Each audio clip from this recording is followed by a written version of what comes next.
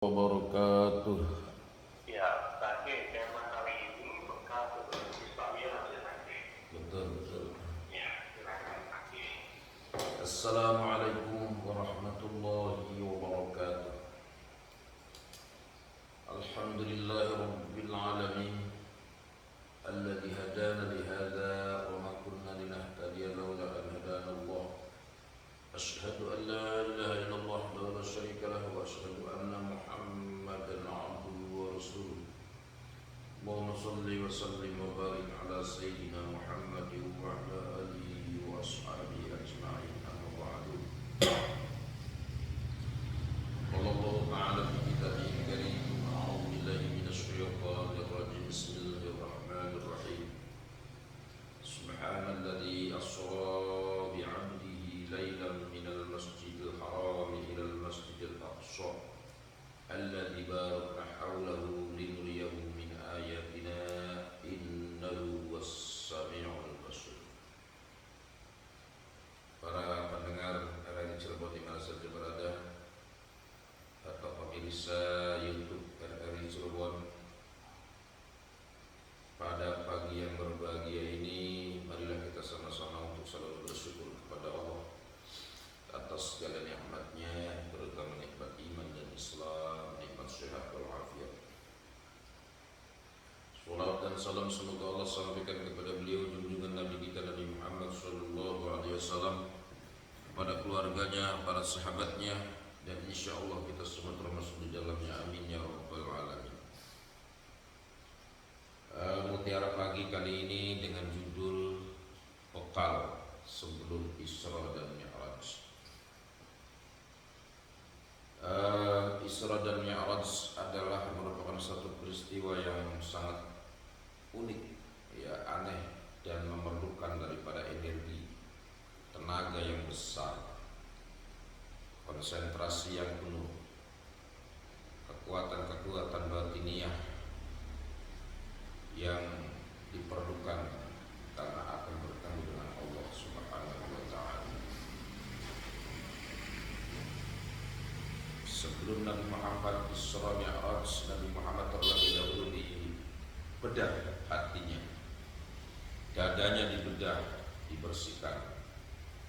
Padahal sudah bersih, ya, sudah bersih, tapi kontrol kebersihannya, dikontrol ininya, keberadaannya, gitu ya. Barangkali ada sesuatu hal yang mengganggu. Setelah dibersihkan dengan air Zam-Zam, maka diberi sesuatu agar di dalam perjalanan kuat, ya, agar dalam perjalanan tidak ngedrop, gitu ya. Seperti kita mau perjalanan jauh, itu diperiksa dulu mesinnya tuh, ya, mobilnya tuh diperiksa dulu, cukup enggak ini apinya, anginnya cukup enggak. Nah itu, ya, setelah dipastikan sudah bersih artinya, maka diberi 3 perkara, ya. Jadi ada bekal 3 perkara. Ini gambaran bagi manusia hidup bahwa ketika kita ingin sukses, ingin tercapai cita-citanya, ingin sukses dunia akhirat, ya. Jadi orang yang hidup di dunia ini pasti punya cita-cita, ya. Maka ketika seseorang ingin punya cita-citanya sukses di dunia dan akhirat, tentunya maka sama, kita harus mempunyai 3 hal tadi, sesuatu yang penting dalam kehidupan manusia. Sebagaimana ketika Rasulullah mau berangkat Isra, 1 dibekali oleh keyakinan, akidah Islam. Kalau kita sebagai orang Islam, keyakinan itu apa? Ya, keyakinan itu akidah Islam itu, ya. Ketika seseorang akidah Islamnya sudah mantap, maka akan tumbuh keberanian, akan tumbuh daripada kekuatan di luar nalar manusia.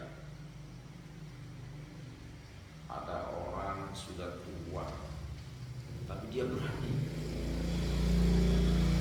mengeluarkan uang banyak untuk apa? Untuk berangkat umroh. Padahal orang mau umroh itu perjuangannya luar biasa.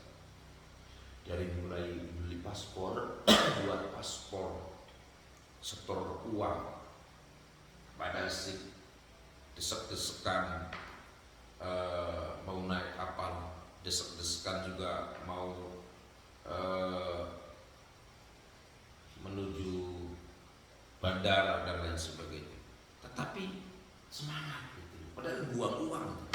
Orang umroh itu kan membuang uang, umroh, haji. Tetapi dia semangat, kuat, tidak pernah lelah. Kenapa itu? Karena ada akidah di dalamnya. Karena ada akidah Islam di dalamnya. Ada keyakinan, ada kekuatan Allah di dalam dirinya. Ya, itu maka dalam hidup ini penting akidah itu. Sebaliknya kalau orang tidak punya akidah, untuk apa sih umroh, buang-buang duit, sudah di sana juga capek, sudah banyak tantangan. Kadang kalau orang mau umroh itu dari mulai buat paspor aja sudah dicoba oleh Allah. Kurang inilah, kurang itu, gitu ya. Sudah pulang lagi, sedikit kurang tulisannya, namanya kurang satu lagi. Beda dengan KTP. Kenapa KTP dengan kakaknya beda? Dirubah lagi. Tetapi karena dia sudah keyakinannya mantap, saya mau umroh, saya ingin bertemu dengan Allah, saya ingin bertemu dengan Ka'bah, saya ingin berziarah kepada Nabi Muhammad Rasulullah. Nah, keyakinan itulah yang membuat orang jadi mantap, punya tenaga besar gitu ya. Nah, itulah. Jadi keyakinan dalam hidup ini penting juga. Maka dibangun dari mulai begitu lahir. Kalau orang Islam itu kan keyakinan itu dibangun dari begitu mulai lahir sampai liang lahat, ya. Lahir, diadani, dikomati, itu keyakinan, itu menerapkan keyakinan. Jadi bisa diambil pelajaran bahwa bekal hidup yang paling utama dan pertama adalah keyakinan. Maka Nabi Muhammad SAW diberi keyakinan oleh Allah yang kuat, itu ya, keyakinan yang kuat. Keyakinan itulah akan membuat orang menjadi berani, akan membuat orang menjadi mau berkorban, gitu ya. Ya saya contohkan tadi, orang sudah tua, ya Allah, tenaga sudah lemah, tapi bersemangat. Padahal secara logika uang itu ya dibelikan aja yang enak-enak gitu ya. Kalau orangnya tidak punya keyakinan gitu ya, hanya sebatas urutnya untuk pandangan dunia saja, kesenangan dunia saja, tidak ada untuk menyegarkan batin gitu ya. Jadi kehidupan kita kadang-kadang jenuh gitu ya. Maka bagi orang beriman, bagaimana supaya tidak jenuh? Ada istilah rihlah ruhaniyah. Ya, rihlah ruhaniyah. Kalau yang nggak punya uang ya udah ziarah wali sama gitu ya. Melihat keagungan Allah, kebesaran Allah, itu namanya rihlah ruhaniyah. Nah, jadi bekal yang pertama ketika Rasulullah mau berangkat Isra itu adalah keimanan, yaqinan, yaitu Islam dan iman, kekuatan iman dan Islam. Ya, kalau seharusnya Rasulullah tidak diragukan keimanan dan keislamannya. Tapi ini gambaran bagi manusia, siapapun kita. Kalau kita ingin selamat dunia akhirat dan ingin sukses dalam hidupnya, maka tanamkan keyakinan. Tanamkan keyakinan. Kemudian yang kedua ditanamkannya sifat hilman. Apa itu? Seorang pemimpin harus mempunyai sifat hilman. Hilman itu orang yang punya kasih sayang melebihi dari yang lain, melebihi untuk dirinya sendiri gitu kan. Itu namanya hilman. Dalam ayat yang lain, harisun laqad ja'akum rasulun min anfusikum azizun harisun. Nah, itu ya. Jadi Nabi Muhammad itu azizun harisun. Azizun, dia itu mempunyai kekuatan yang luar biasa, keyakinan yang luar biasa. Kalau seseorang sudah mempunyai keyakinan yang luar biasa, maka hidupnya tidak pernah takut, tidak pernah sedih, tidak pernah galau. Hidupnya selalu bahagia. Ya, la khaufun 'alaihim wa lahum yahzanun.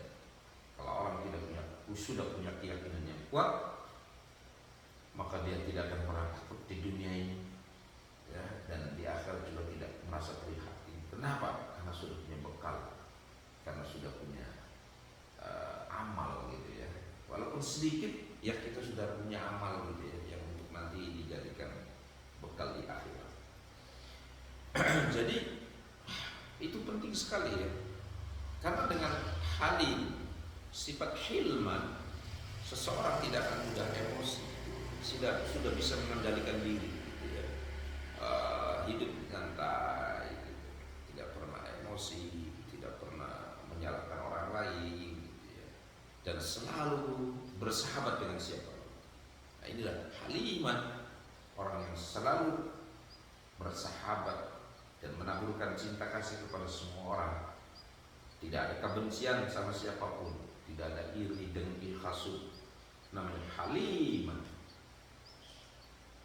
Makanya Nabi Muhammad adalah Nabi yang sangat peduli kepada umatnya. Nabi Muhammad adalah seorang Nabi yang punya kasih sayang tinggi terhadap umat. Ya. Bahkan ketika mau wafat saja ditanya oleh Nabi, apa wasiat terakhirnya? Saya titip umatku agar masuk surga semua. Nah, itu ya. Umati.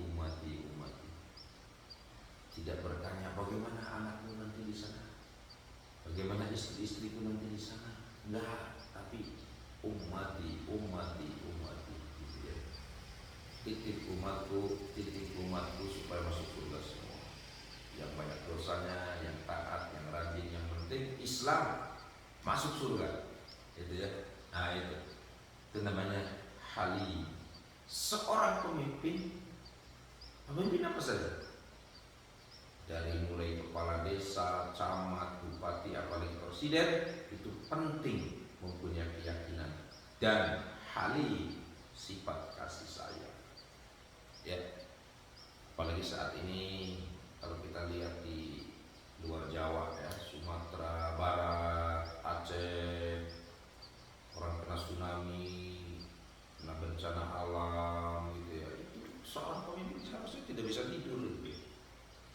Sebelum menyaksikan rakyatnya itu bangkit, sebelum menyaksikan rakyatnya itu kembali pulih gitu ya, harusnya cepat gitu, harus cepat diatasi. Apa itu? Oh, kayu-kayu berantakan, cepat diatasi. Kemudian longsor, cepat diatasi. Dan sampai ada laporan gerakan untuk TNI supaya masuk ke dalam lorong-lorong hutan, cari orang-orang yang kelaparan, cari orang-orang yang sedang kesusahan. Nah, itu namanya sifat pemimpin yang halim gitu ya, punya sifat kasih sayang yang tinggi terhadap masyarakat. Kepala desa juga harus begitu ya. Semua pemimpin lah gitu ya, kepala desa itu harus begitu. Jangan pakai mobil mewah, lampu, sementara ada orang yang belum makan, tidak punya beras, sementara ada anak yatim yang tidak bisa bayar SPP, sementara ada janda-janda tua yang kehabisan beras gitu ya. Itu makanya sahabat Umar itu kan ketika jadi khalifah, beliau keliling setiap malam. Barangkali ada orang-orang yang belum makan, barangkali ada orang-orang yang kelaparan gitu ya. Nah, ini penting sekali dalam memperingati Isra Mi'raj. Itu harus dibahas gitu ya. Kalau cerita Isra Mi'raj ya setiap tahun ya begitu-begitu aja ya. Perjalanan dari Masjidil Haram, Masjidil Aqsa. Tapi makna yang terkandung itu adalah sebelum Isra Mi'raj Nabi Muhammad itu dibekali tadi itu yaqinan, keyakinan, hilman, sifat kasih sayang, dan itu harus diwarisi oleh para pemimpin ya. Kecilnya pemimpin desa, ada kepala desa, jangan sibuk mabok, sibuk memperbaiki rumah, sibuk cari istri yang baru itu ya, sibuk kendaraannya gonta-ganti. Apa itu? Tetapi kalau seorang kepala desa yang baik, sibuknya apa? Sibuk mencari solusi. Apa ini? Solusinya apa itu? Sekarang musim hujan, barangkali kebanjiran, jalan-jalan yang rusak cepat diatasi. Ya. Kemudian barangkali ada warga yang rumahnya bocor, ya cepat diatasi. Pak RT, tolong kontrol ada berapa warga yang rumahnya bocor, warga yang rumahnya kebanjiran, kita atasi. Itu ya, namanya itu pemimpin calon surga.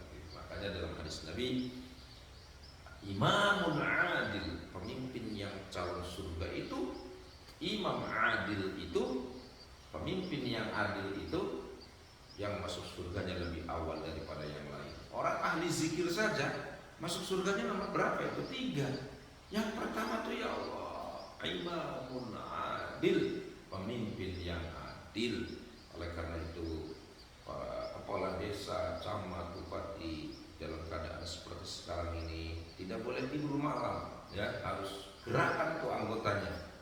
Barangkali ada kebanjiran, barangkali ada kebakaran, barangkali ada longsor, gerakan anggota, ya.